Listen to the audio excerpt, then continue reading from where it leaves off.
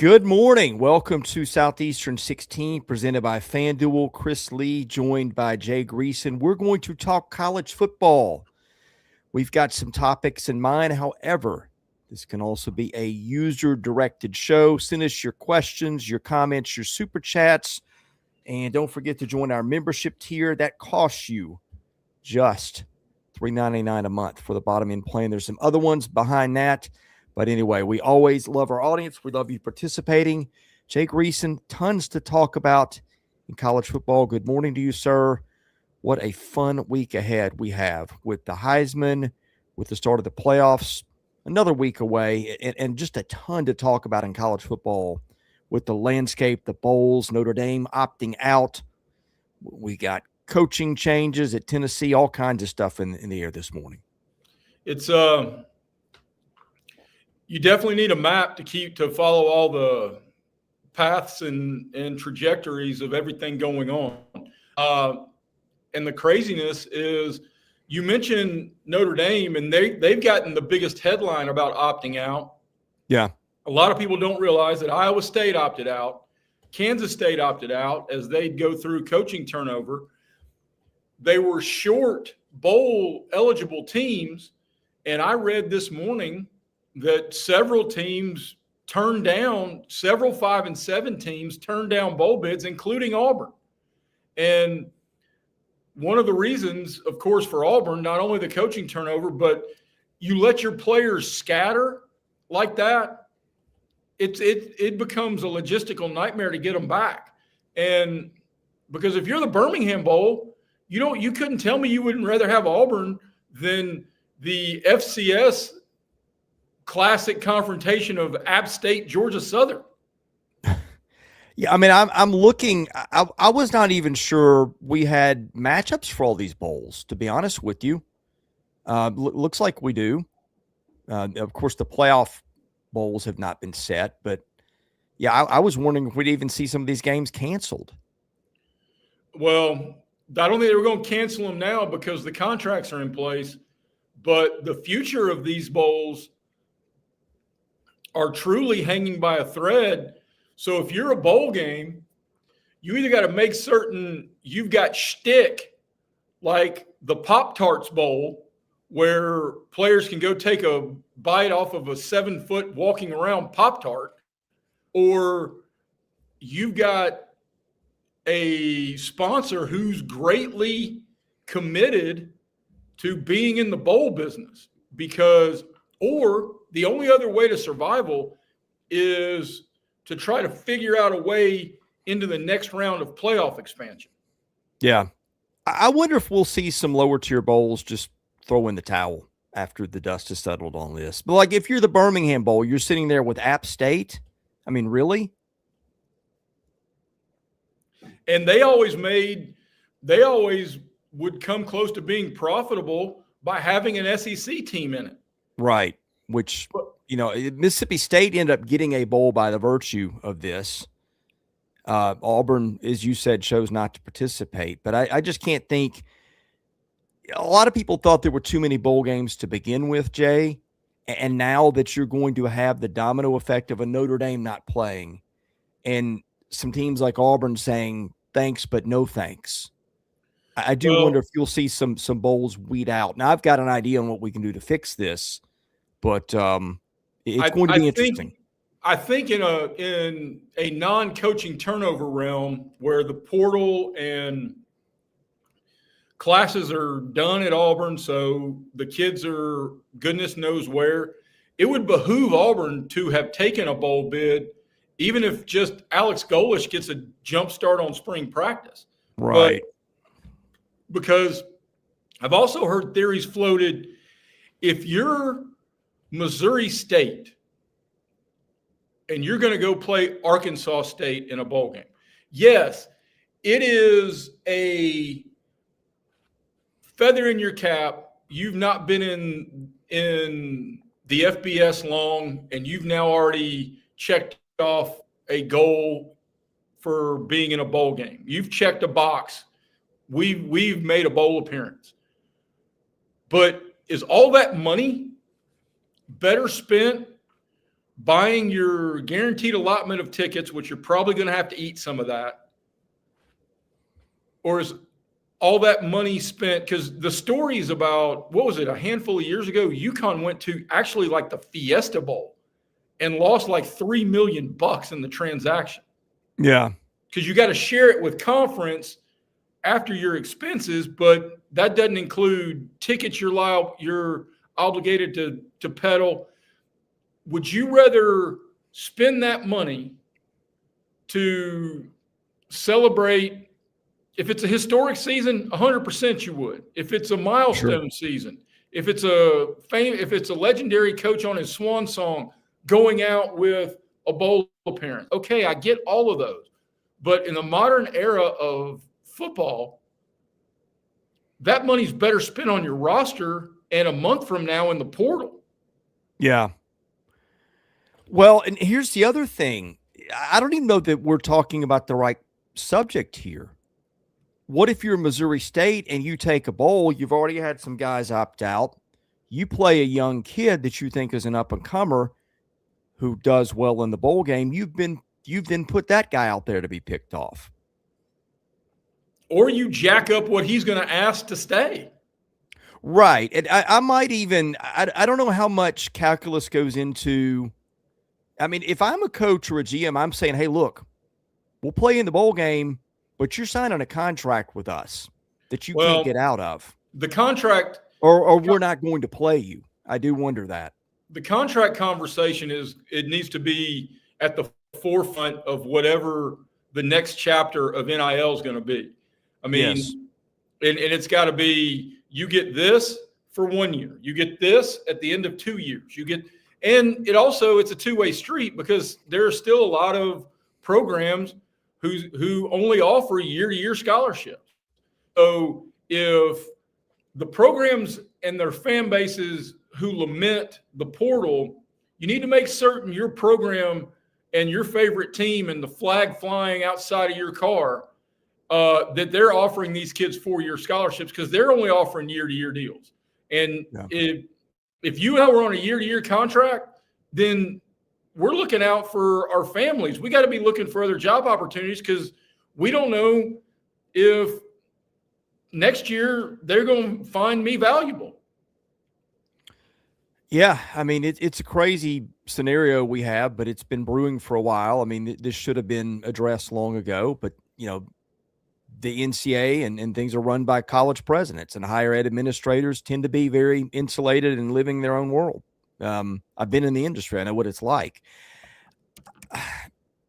I was listening to McCready and Siskey yesterday, who have one of the best podcasts on college football that's out there. And Tyler Siskey had a really good idea. And I don't think this is original, but they talked about it in depth, about making the bowls part of the regular season. I think I kind of like that. And they suggested you move the regular season back to August the 15th, which I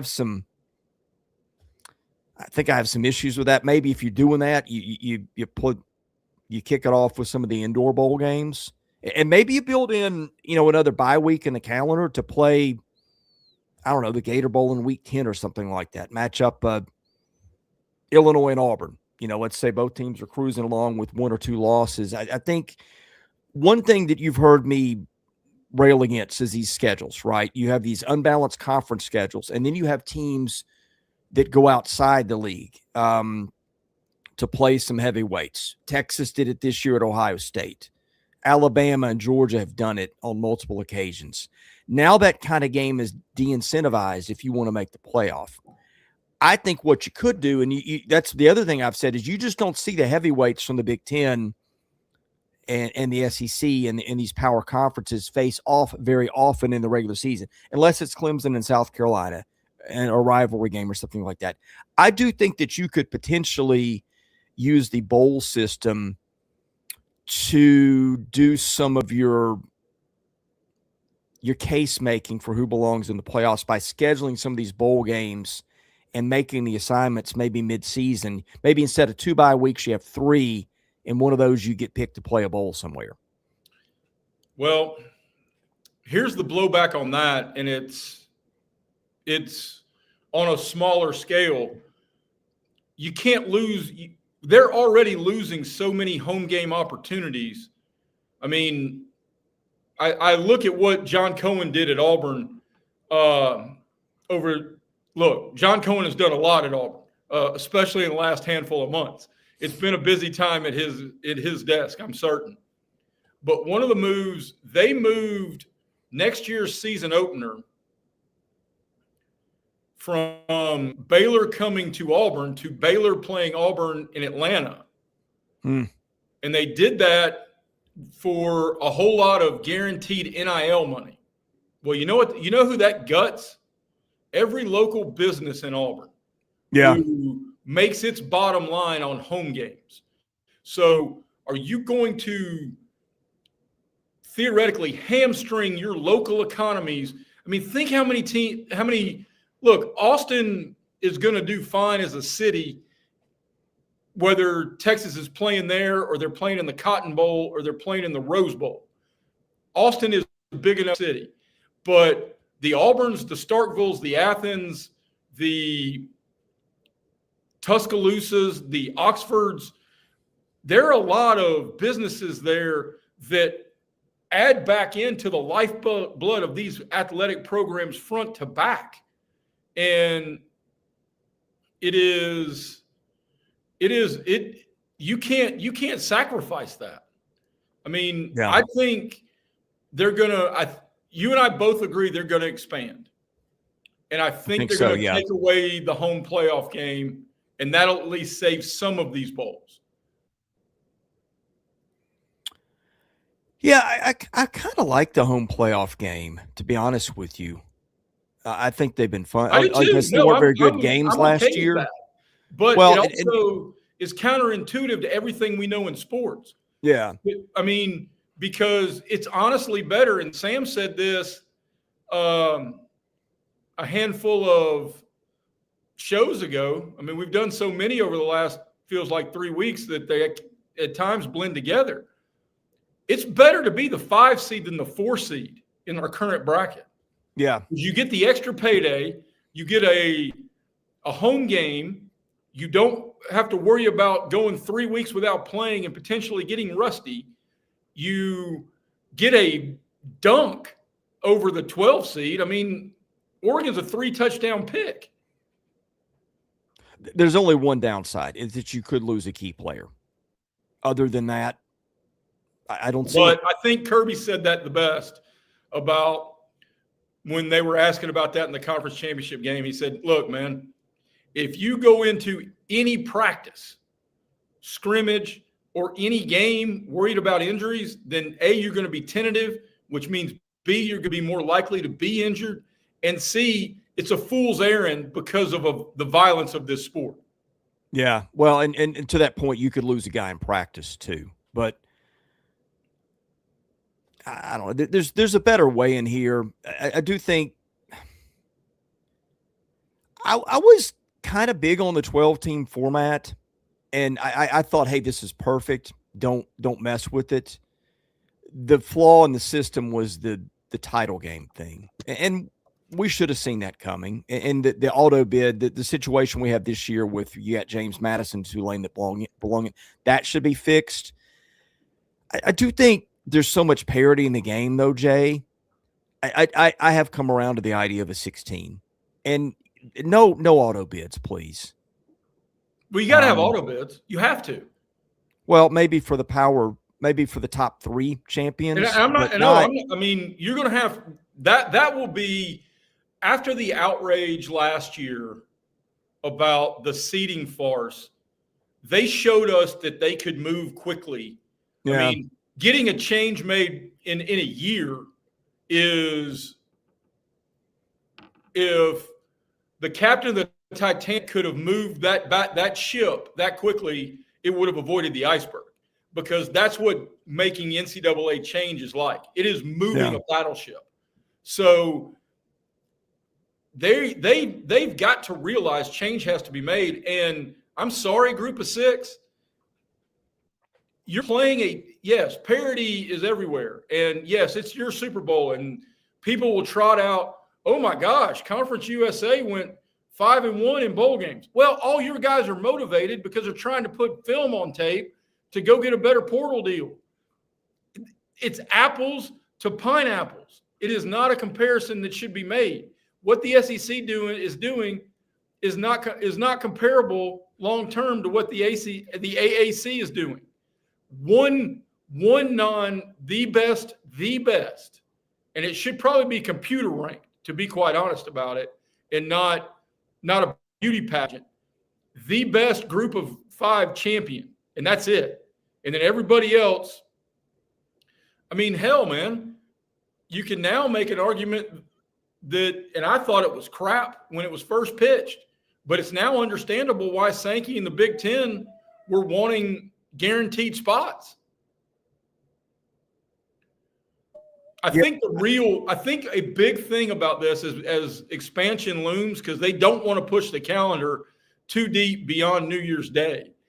And the whole conversation about the recruiting calendar has to be addressed too is for a different day. But I am real curious on where the conferences are going to demand to find a revenue stream to make up the conference championship games. I mean, look, Alabama got destroyed and they're still in the tournament, so it didn't count. It didn't matter. Ohio State lost and they went from 1 to 2, so that didn't matter. Because it just those 2 teams could have gone out there and flipped a coin, and the winner of the coin flip gets 1 and the loser gets 2. Yeah. Well, going to 16 could save the title games too. And I get their revenue streams for the league, and you need that more than probably you ever do, given the money you're selling out for buyouts, for player salaries, all that. You go to 16, and then, like, if you're the loser of a conference title game and you're not in the 16, I mean, the people would find a way to complain anyway. I get it. And the complaint is not really about not enough teams. It's about, did the committee make the right picks? But, I mean, the irony of this is we're still at a place where you left a team out of the playoff in Notre Dame that could have conceivably won the national title. I never would have seen that on the radar a couple of years ago. But again, that's a testament to parity. I think you could do that, a 16-team playoff. I think you could find a way to incorporate the bowls in the regular season, maybe a few postseason bowls, for some top 25 teams that didn't make the playoff that still had good seasons.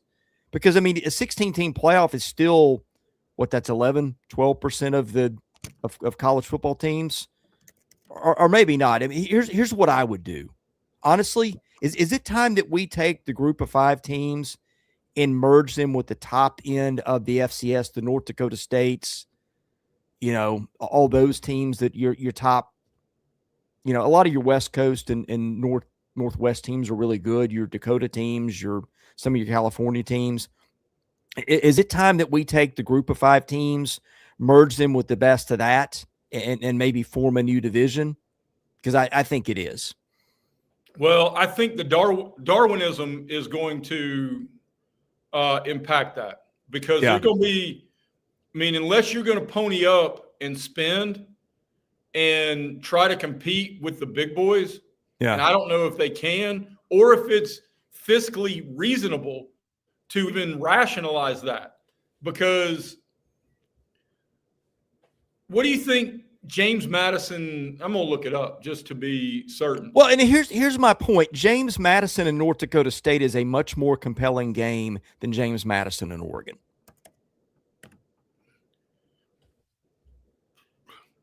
Well, I would have underguessed this. James Madison spent $68 million on athletics last year. Okay. I would have said now, maybe James Madison jumps to the rotting carcass that is the ACC. Maybe so. And I think, and Sam put this in the chat, Pete Bavacqua, he's quite clear that Notre Dame is less than pleased with the ACC. I don't see what leg Notre Dame has to stand on. Well, Notre Dame, they give you special privileges already. Well, Notre Dame can say we're joining the Big Ten. Absolutely. And look, Bavacqua was pretty elegant in his conversations about Miami had every right to thump his chest. They beat Notre Dame, but he was not happy with the way, and you can understand this. The ACC office was trumpeting Miami to be in the bracket primarily because that check then goes to the ACC office, which is divert. I mean, you understand why they were doing it, because Notre Dame's not a partner, is not a full-fledged member in football. But look, the ACC better be head on a swivel, because the next round, there are 2 expansions coming. The first is to the playoff. And I don't see any way within the next couple of years that's not going to 16. I just don't see it. Yeah. The second one is these conferences are going to expand again. And they're going to start cherry picking. The FSUs, Miamis, Clemson's, Notre Dame's, whomever else may be out there, there's going to be a fight. And then the ACC may have to ask itself, do we make a Big East decision? Yeah. I mean, the next domino to fall is the ACC. I mean, I would think Clemson, Florida State, Miami. I mean, there's, North Carolina. Forever the narrative was that Virginia and North Carolina are going to be the next 2 teams to join the SEC. I don't know that that's true anymore. I don't either.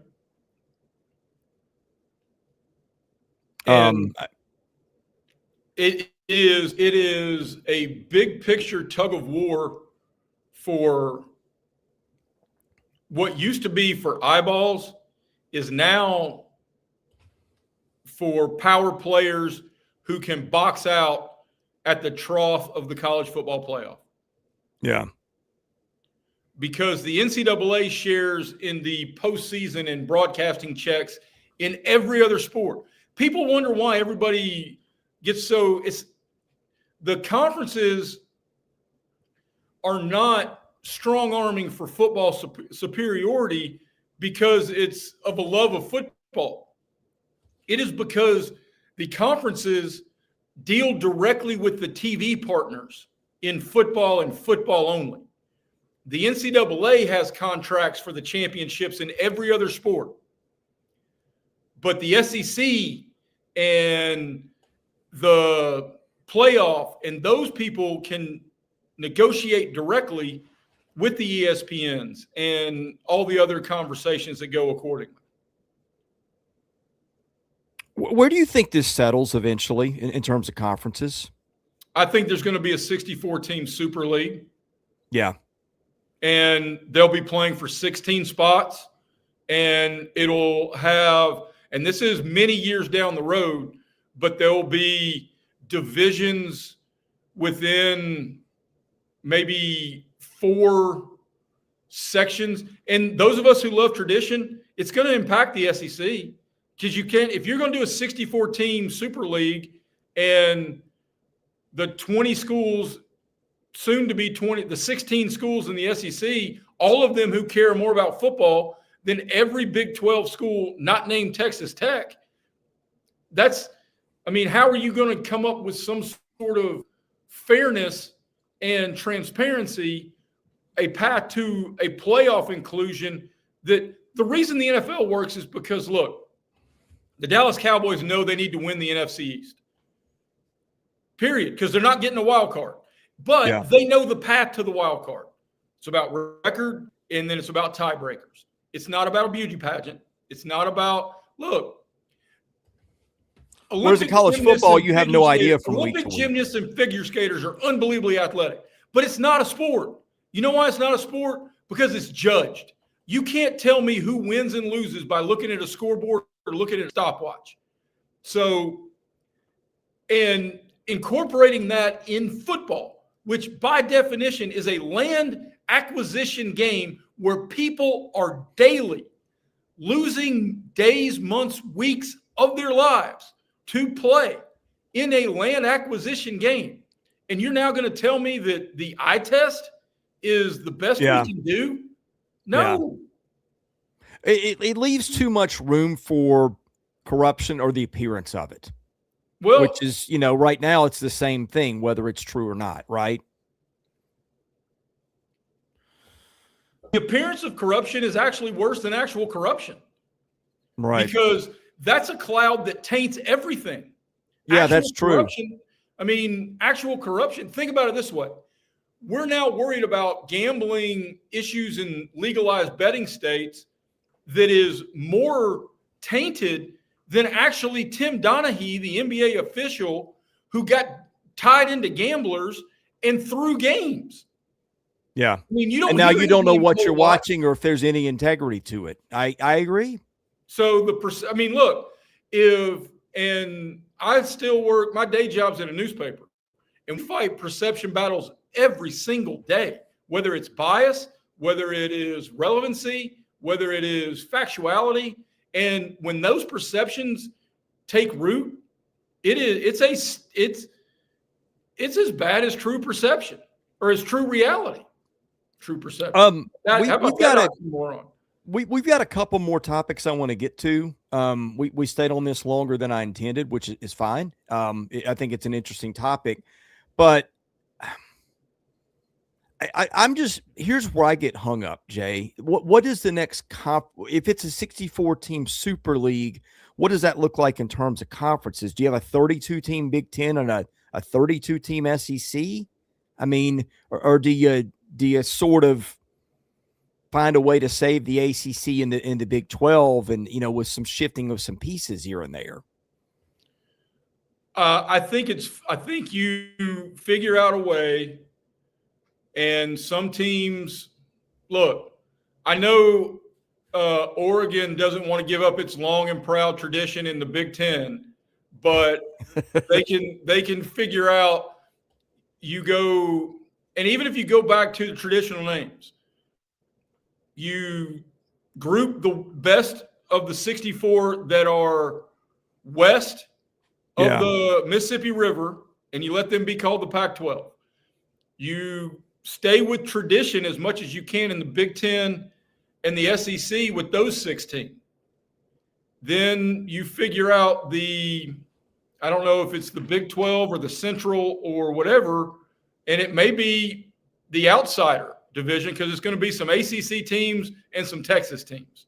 So I think you have 4 divisions, 4 conferences, if you will, and the regular season conference champ, because Chris, I disagree with you. I think they're going to figure out a revenue stream to augment whatever the conference championship got in the SEC, and then we'll make certain it's dollar for dollar in the Big Ten too. And I don't know if they figure out ways to make that up to Atlanta and Indianapolis and the places that host these games, because they make a crap ton of money as well. But the regular season champion of all those games get in. And then of all those conferences get in. Regular season, you win the regular season and give me a defined way of, and then we go computer model and tiebreakers of everything else.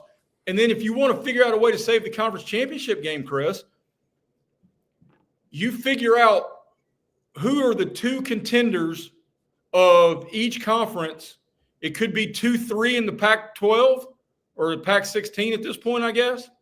It could be 2-3 in that conference. It could be 4-5 in the SEC. And you, instead of calling it conference championship weekend, play-in game, you call it conference contender weekend. Yeah. And it's going to be just as meaningful. It's going to be just as watched. It's going to be more meaningful than what we just had this past weekend. Because look, the Friday conference championship games were tremendous.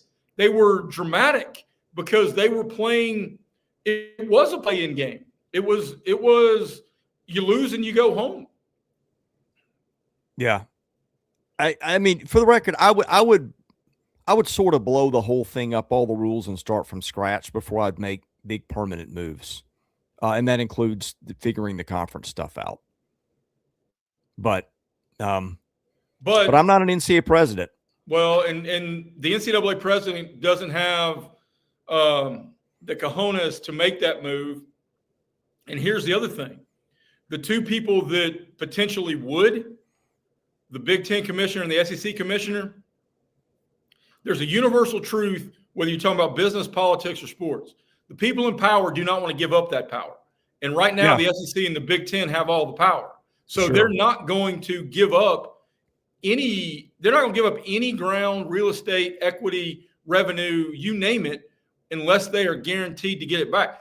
Because you and I are talking about it from a love of the game, from a love of the tradition, a love of the sport. They don't give two craps about that. Yeah. This is not about football or finding a champion. This is about bankrolling their conference, and that's their job. I'm not begrudging them. That is their job.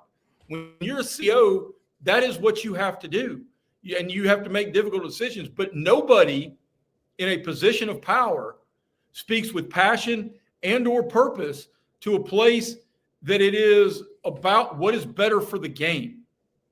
And that may be the first thing that has to get fixed. Jay, I want to talk about Tim Banks in just a second. Then we'll get to the Heisman and maybe some odds that you like at FanDuel. Before we do it, reminder, we are brought to you by our friends at Yearly Company. If you have not done your Christmas shopping, what are you waiting for?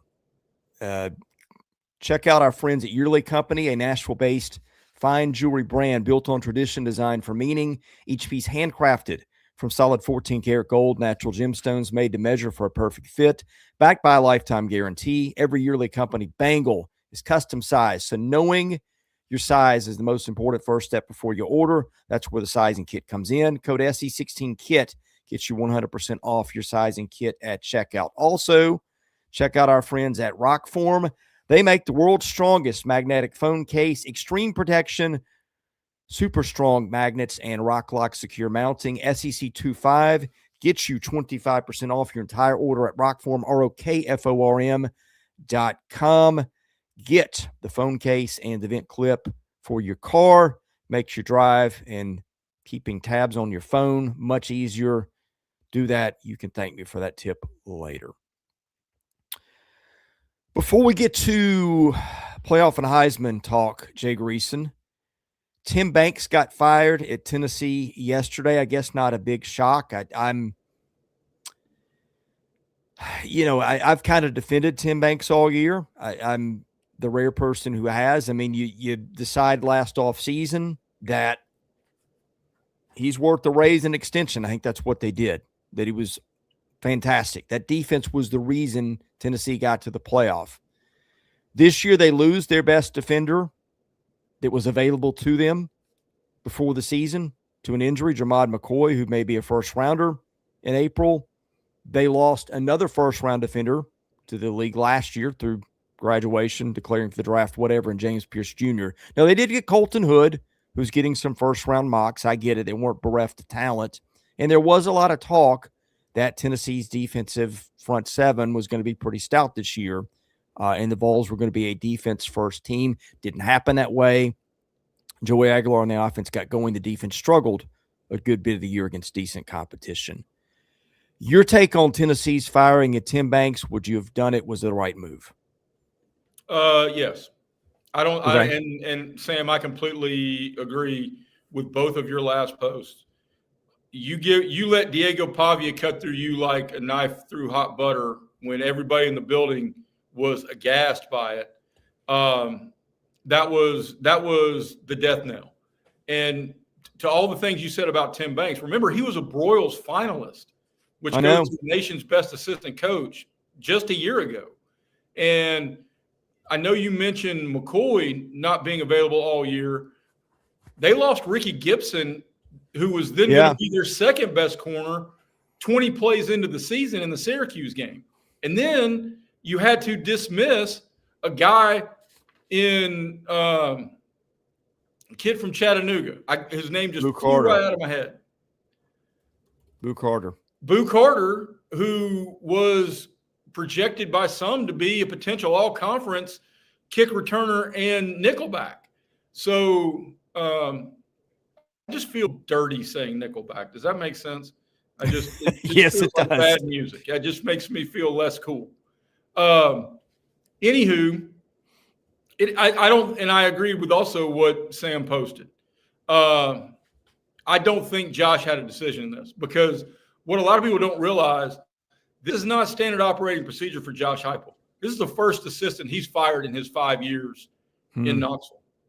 Now, they've had others leave for better opportunities, aka Alex Golish, but this is the first time he's had to walk somebody into his office and say, "Thank you, but this isn't working out," and it wasn't. Yeah. Tennessee losing tons of defense in the portal, says Cardman 493. Did not realize. I haven't checked. Well, I guess the portal. When does the portal technically open? January 2nd. Okay. Yeah, but a lot of kids are making announcements. So, yeah, it just how strange. I mean, and this is the way of life now. You're a hero one year, you're fired the next. David, I think you make a very good point. Tennessee's adjustments were poor, and that is a coaching situation. And they did intercept Pavia, but one of them was a terrible, terrible throw, Chris. Yeah. I mean, so, but to the point of adjustments, they got boat whipped in the second half. I mean, whether that was, I don't know, but the adjustments were, look, they got boat raced in the second half against Georgia. Well, they couldn't get stops. They kind of rode with the let's force some turnovers, as EJ points out, did pick Pavia twice in the first half. One of them was a terrible throw, but still they made the play. That was kind of their thing. They either got turnovers, which they did. It felt like they scored a good number of defensive touchdowns, but it wasn't last year's team, which, held people to 4.5 yards a snap or whatever it was. But again, you lose a first-round corner and a first-round edge rusher, that's going to leave a mark on just about anybody. Well, and to that end, about debating whether you think Vandy was the death knell, I don't know. Look, perception and reality, we had that conversation a minute ago, but every Tennessee fan my age or younger believes it's their birthright to push Vandy around. Yeah. Vandy went for 582 in total offense. It had almost 30 first downs. That's untenable in the eyes. What's the Diego Pavia body count up to now, by the way? I mean, he and Sylvester Croom have killed more SEC coaches than cancer, brother. I mean, they'll put a foot on your neck and make you get everybody go, well, damn it, that can't happen. Yeah. Speaking of Diego Pavia, I mean that should be your Heisman winner, right? I see what you can pull up on FanDuel.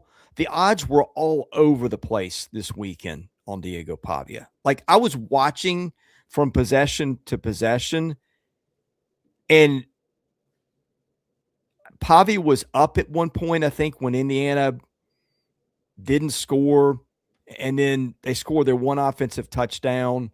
I mean, it shot at one point from, I think, Pavia being the favorite to being plus 3,000 in Mendoza. It was crazy to see the betting odds swings.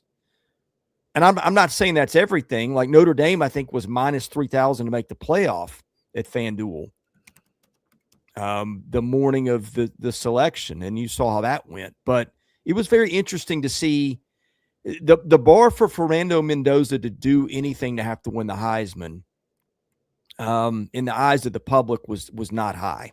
And I mean, the defense won Indiana that game. Let's be honest about it. Not that Mendoza was bad, but anybody thinks Fernando Mendoza won that game for them was not watching the game. I can't necessarily find. I couldn't find him this morning either. All games and not Heisman odds on my FanDuel page right now, but I think Mendoza is going to be the far and away betting favorite because it's become. Look, I think if you had an MVP, then Diego Pavia is minus 3,000 about who's the most valuable player in college football doing what they do for their team. But unless there is a catchy narrative in the season of Travis Hunter playing two ways, Ndamukong Suh, who probably should have won it, actually, it's really turned into a who's the quarterback as long as he's good on a team that looks like it's going to be the front runner to win the national championship. Well, I mean, we really think this is going to be either Mendoza or Pavia, do we not? I do. And yeah, although Cardman makes an interesting point because this is fair. I mean, all three of those guys are within a John Daly driver within each other in the voting block of South Bend, Bloomington, and Columbus. So yeah. Who knows what everybody out west is going to vote. And I think everybody in the South it is in some ways Pavia is doing the James Franklin. James Franklin's greatest accomplishment, even up to the end at Penn State, was, well, he won big at Vandy. Diego Pavia is doing this with the Commodores, and I still think they should have been more in the discussion. I'm not saying they're a playoff team, but they damn sure well have been not glossed over and just put it 15th and shrugged their shoulders and said, well, whatever. No, that's crap. Yeah. I am looking at stats, and I'm gonna go several different areas. Passing, both of them had the exact same completion percentage, almost 71% and change. Mendoza just a hair higher, but touchdowns, Mendoza 33, Pavia 28, interceptions, Mendoza 6, Pavia 8. So he's got him beat on some of the efficiency parts. Pavia did throw for about 200 more yards. So there's that. So the plays were a little bit more explosive. He didn't turn it over or turned it over a little bit more than Mendoza did. But the rushing, I don't know why this isn't talked about more. And there's two parts to this, okay? Pavia rushing goes 5.4 carry, 9 touchdowns, 152 carries for 826. Mendoza goes 69 for 240, 3.5 a pop, and 6 touchdowns. So Pavia clearly, if you throw the rushing yards in there, which I don't know why we don't do that more, I think has the edge. I think that more than overcomes the interception touchdown thing. But here's the other thing too, Jay. When was Diego Pavia running the ball? More times than not, he was running the ball for his life. Well, not just that, but it was, third and goal from the 1 or the 2, or it was, hey, we're in 3rd and 10, and the pocket breaks down. There's nobody open. He does 2 spin moves, and he's got 13 yards, and you move the chains. It wasn't just the rushing yards. It was when they came. And, like, the goalpost on Diego Pavia all year, for the first half of the season, it's like, okay, he looks great, but he doesn't have the numbers other people have. Now he's got the numbers. He had 400 yards total offense, I think, his last 4 games, all against SEC teams. 2 of them against really, really good defenses, by the way. And I'm going to get into the strength of schedule portion there later, too. I just thought, and there's some highlights of him out there. Andrew Allegretti, who's Vanderbilt's play-by-play guy, put out a tweet yesterday. He said, here's my 4 favorite plays of him this year. And the first 3 were good plays. He all put the videos out there. The other one, I don't know if you remember this play. It's when they're playing LSU. It's a 4th and 2 around midfield. And Whit Weeks, I guess, knew the play before it started because Pavia takes a snap, goes right. Whit Weeks is in his face, and it's just those two staring each other down like, heavyweight boxers before the first punch. So Pavia spins one way. Weeks follows him, spins another way. Weeks follows, and then Pavia just kind of turns again, flips his hips, and in an instant throws the ball 30, 35 yards across the field for completion to a running back, keep the chain. I've never seen a quarterback make a move like that. I just think he did things. It wasn't just the numbers. He did things on the football field that not only did I not see anybody else in college football do this year, I don't know that I've ever seen anybody do it. I'm not going to say he's the Michael Jordan of football, but we grew up with Michael Jordan. Michael Jordan would do things, and we'd say, I've never seen anybody do what he just did. Diego Pavia made similar type plays on the football field this year. I think when you weigh all the evidence, and we haven't even gotten to the defenses, I think it's no contest that Diego Pavia played better defenses than Mendoza did. I'm not really sure why this is a conversation. Well, I mean, if I had a vote, I would assuredly vote. I mean, for God's sakes, man, I incorporated a rule. You never pick against Diego Pavia. I mean, but we have seen stuff like that. And that guy won a Heisman. His name was Johnny Manziel. Well, that's true. But I think he even did at times, he had some highlights that would have rivaled Manziel's best. And you're right about that. We have seen it before, but we don't see it often. I don't think there's really, and there are a lot of people in our chat who are throwing out it's because of Vandy. It's because he plays at Vandy. Well, Mendoza plays at Indiana, which had an even just as bad a hit. Now, look, Indiana got a jump on Vanderbilt by making the playoffs, so maybe the brand stench is worn off. I guess that's it. But isn't it fascinating? We're sitting here talking about the quarterbacks for Indiana and Vanderbilt. Is one of the two guys is going to win the Heisman? Not only is it staggering, it is you talk about Diego's head count, because that perception has not reached your traditional fan base to where, oh man, I almost gave myself a headache thinking about how Hugh Freeze should have recruited Diego Pavia at Auburn. And yeah, I mean, God knows what this would be.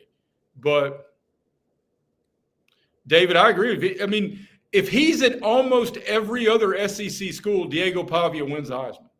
Yeah, I mean, maybe not Mississippi State. But, maybe not. But probably anywhere else. I do wonder if the whole lawsuit thing has turned some voters off. You know how every year in the Hall of Fame election, like Kurt Schilling's a Hall of Fame pitcher. You can't tell me any differently. But Schilling never made the Hall of Fame because you had people out there that hated his politics. Hall of Fame's a joke, Chris.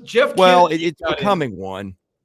I don't have as big of an issue with that as some other people did, but I just, politics are in voting.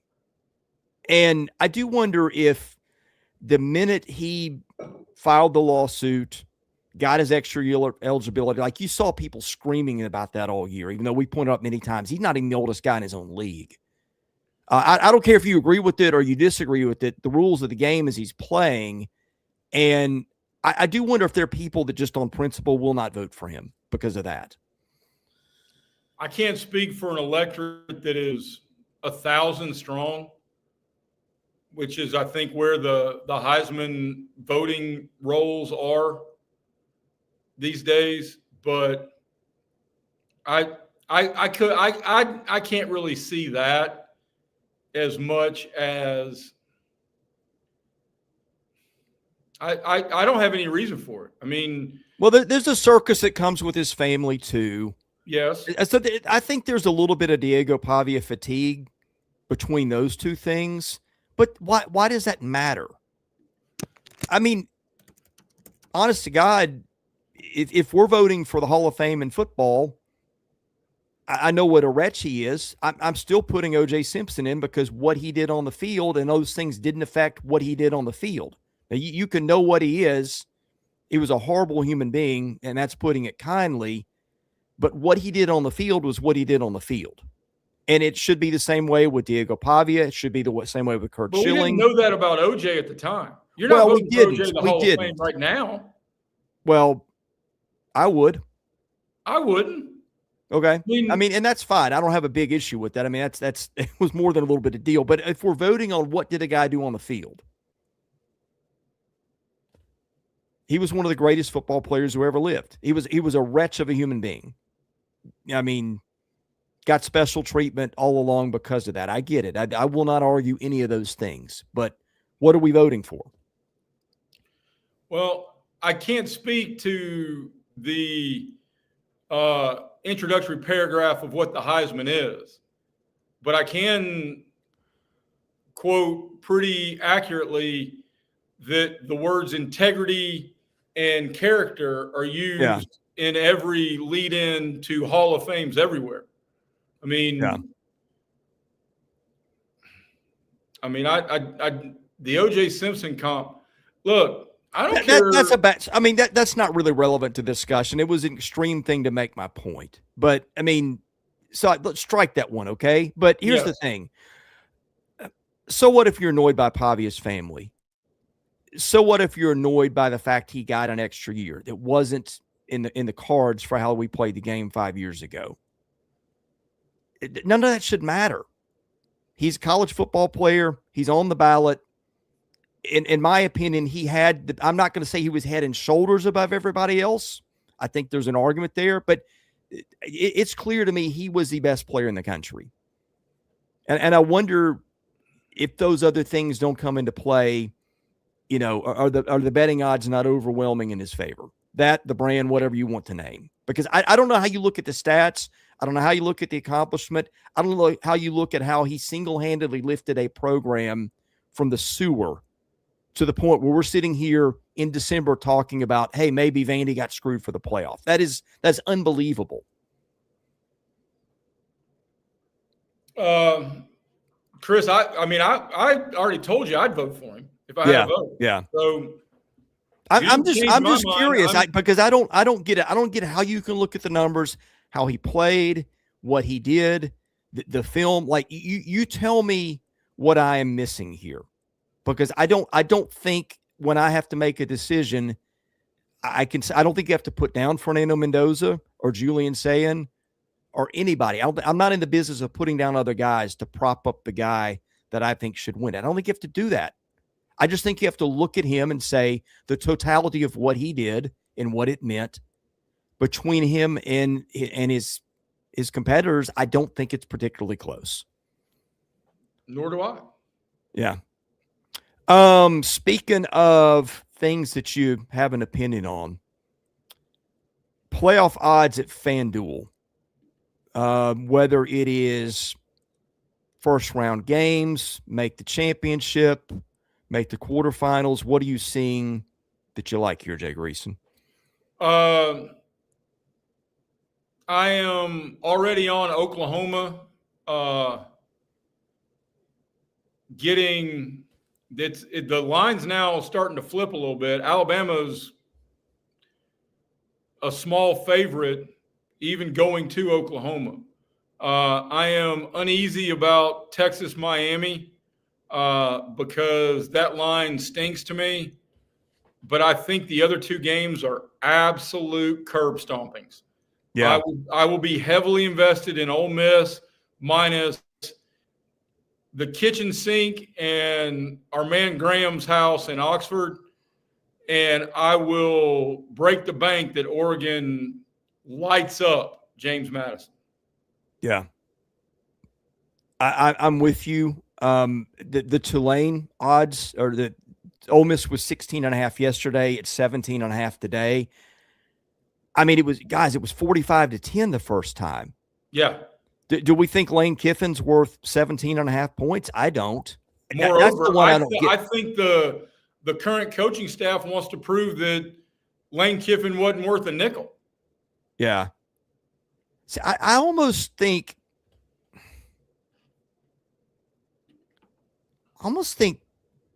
Ole Miss should be a bigger favorite than Oregon here, just because we've seen it. Except when you factor in cross-country travel and that is a quicker trip for Tulane. It's not that far. I get it, but I mean, how many days ahead of time are they traveling? I don't know. I mean, I'm not on the James Madison logistical team. No. I mean, yeah. I mean, I mean, Harrisburg, Virginia to Eugene, Oregon. I don't know how you get there, but God bless their logistics guy this week. I mean, Tulane to Oxford's a lot simpler, and it's been done, once already this year. I can make this case too, Jay. Everybody thinks James Madison is going to go up and get curb stomped against Oregon. But the one game, JMU played in that ballpark, the closest thing was Louisville. Week 2, got beat 28-14, but I think there was a defensive score late. The box score was pretty even. I can at least argue with James Madison. They're a little bit more of an unknown than Tulane in a setting like this. Maybe, but they're both of these. I mean, the crazy thing is all of these teams are dealing with coaching defections. Yeah. And I know it's not Dan Lanning leaving Oregon as the head coach, but the OC is headed out from Oregon. Where's he going? He's replacing Golish at USF, right? No, he's going to Kentucky. Yeah. Will Stein's going to Kentucky. Mm-hmm. See if coaching changes all over the map here. Yeah. And by the way, I'm not saying Louisville's close to Oregon. I'm just saying you've got proof of concept of what happens when Tulane and Ole Miss match up. I'll give you, let's give you a Dunk City comp. They end up going, Sweet 16, Elite 8. I'm just saying you don't really know for sure until you match up. Now, I'm not saying I believe it. I'm just saying when I'm trying to look at the lines and saying one is like a 4-point difference, and two of the teams have already played, and we saw how that played out. The other two teams haven't played in this case. I just think there's a little bit more mystery there to me in that one. But okay. Yeah. I mean, and James Madison wasn't, I'm not going to argue that they're going to go up and be hanging with Oregon in the fourth quarter. If they are, then boy, we've got a story. But I'm just saying, I don't understand why the head-to-head result of Tulane and Ole Miss doesn't carry a little bit more weight here. But I'm not the guy that does this for a living. What else have you got on the playoff?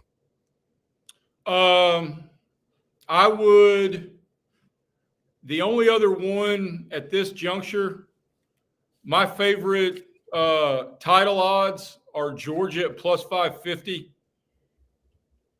Yeah. Because you get twice the odds you get of Indiana and better than twice the odds of Ohio State. And all Notre Dame apologists aside, I know Notre Dame won 10 straight, but nobody's playing better football in the country right now than Georgia. Yeah, the odds, and I don't see it now. They had the odds to make the title game, and the odds on Ohio State were much better than anybody else. And I think they're still the best odds to make the national title. Ohio State minus 110. I think Ohio State's the best team in the country, but I do see having to play Georgia is potentially problematic given all the things we know that we've talked about with Georgia, not the least of which is Kirby Smart and his playoff history. I thought this was interesting too, Chris. It's a coin flip one way or the other. FanDuel's put this up, and you got to pay juice on each side. But you can either have Ohio State or the field, or Ohio State and Indiana to win the title, or the other 10 teams in the bracket. I'll take the other 10. I think I would too. I think I'd take the Big Ten to win it if I had to make a choice. Here's the other thing on Ohio State's draw. It's got to get through Miami or Texas A&M first. A&M has already gone to Notre Dame and won a road game. Miami, granted, it was in Miami, beat Notre Dame, again, playoff caliber opponent. You have two teams in your first game that have a this year history of winning a game against a heavyweight. And I know that Notre Dame, that conversation is complicated, but Notre Dame was a top 5 team by the analytics, and both these teams have a win over them. So I think that's a scary if you catch A&M or Miami on the wrong day, if you're Ohio State, there's a chance you're not even getting out of the quarters. Sam, Oregon's odds to win the whole thing, plus 750. See, nobody's talking about that Oregon Texas Tech game that much. I think that's a fascinating game in the quarters. To that point, asking about Oregon, and Oregon's got better odds to make the national championship than Texas Tech does, even as seated one spot lower. Wow, that is amazing. I don't like that. That feels backwards. Well, I mean, first of all, even if I don't, there's a 2% chance or whatever James Madison can win that game. So you got to get through that step. You could lose some guys, although we know how it went last year in the quarters for these bye teams. Maybe that's built in. I don't know.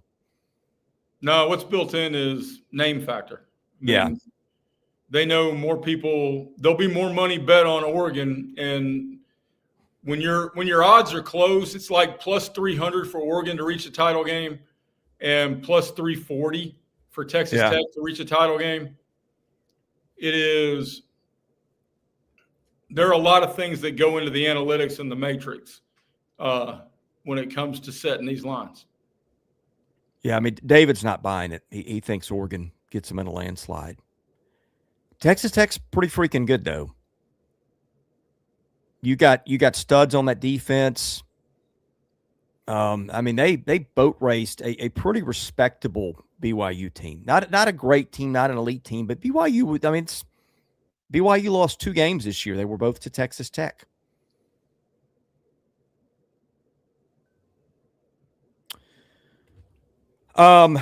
Hey, I've got to run. Okay. We got a plumber at my door. So with that, we were out of topics anyway. I have so many jokes that you've got to run see a plumber right now. It's a garbage disposal. Don't let your imagination go crazy. Is he at your back door, Chris? Is the plumber at your back door? Don't even get started. Okay. All right. With that, we're going to end the show today. God bless you guys. Thank you for watching. This has been Southeastern 16, presented by FanDuel.